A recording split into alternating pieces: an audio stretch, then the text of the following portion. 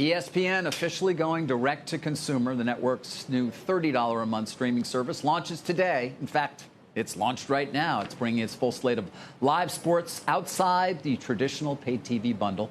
Joining me now in a CNBC exclusive is Disney CEO Bob Iger. He's from the company's headquarters in California. And ESPN Chairman Jimmy Pitaro, who did the honors ringing the opening bell, joins me here. Guys, thanks to you both. Happy to see you live and in person, Jimmy. Let me start with you. You've said, and this is a quote I think you used yesterday to the employees and the like, this is a defining moment for how sports are experienced in the digital age. Why? Big day for ESPN, big day for the sports fan. Essentially, two things are happening. The first is we're making our 12 networks available direct to consumer for the first time. 47,000 live events. We have the best sports rights portfolio we've ever had. So that's part one. And then part two is significantly enhancing the ESPN app. Really, at the heart of this is more personalization, more interactivity. The app will be enhanced across connected televisions and also, of course, mobile and tablet, with a ton of new features and functionality that we couldn't be more excited about. So in your mind, that is a defining moment for ESPN, a company you've now run for quite some period of time? Absolutely. We're approaching our 46th year here, and I would say that this is one of the biggest days at ESPN, if not the biggest. This is something that fans have been wanting. They've been asking for many, many years, and our mission is to serve the sports fan anytime, anywhere, and we're going to deliver. Bob, you know, it's funny. I noted earlier, I think it's 10 years ago since that August conference call where you first mentioned perhaps some weakness at ESPN. We started talking a lot more about cord cutting. And here we are. You know, I'm curious now, what does success look like for you now that this has begun, now that you finally have ESPN as an over-the-top, or that's what we used to call it, as a direct-to-consumer product? Can you define it for us? Because my understanding is you're not going to be sharing actual subscriber numbers with investors. Well, first of all, David, I do remember that earnings call in August of 2015 when I very pointedly, I think, suggested that we were starting to see erosion in what was then called traditional television bundles. And that began a process at the company to ultimately pivot in the digital or the app-based direction. And obviously, we've made huge progress since then. And this represents yet another gigantic step in that direction.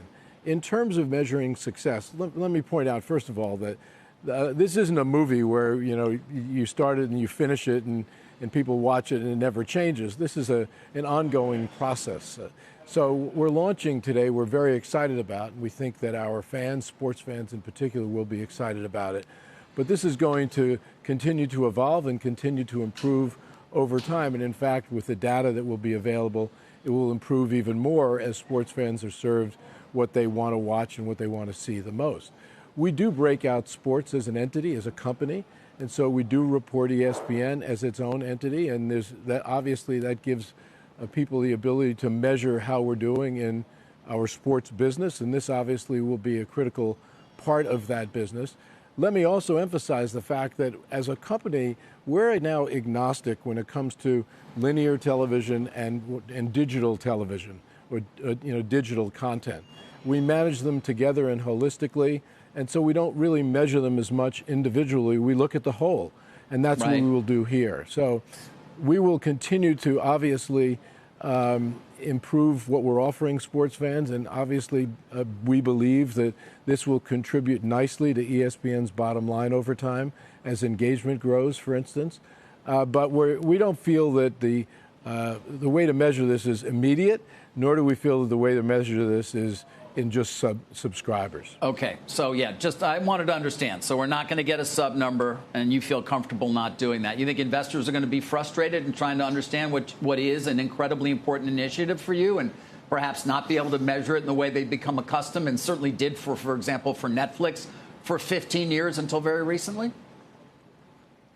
Again, investors will be able to see how our sports business is doing, and this is an important component of it. And perhaps that will give them the ability to break out what this component is doing in terms of its impact on the total. But we believe that ESPN should be measured as a whole and not just, look, we didn't break out individual channels at ESPN, as a for instance. We never did that, and yet there were many. This is an important component of ESPN and obviously critical in terms of its future, and we think it will have a positive impact. But we're also doing this for our shareholders and also for the fans, for both. And breaking out subs to me is irrelevant.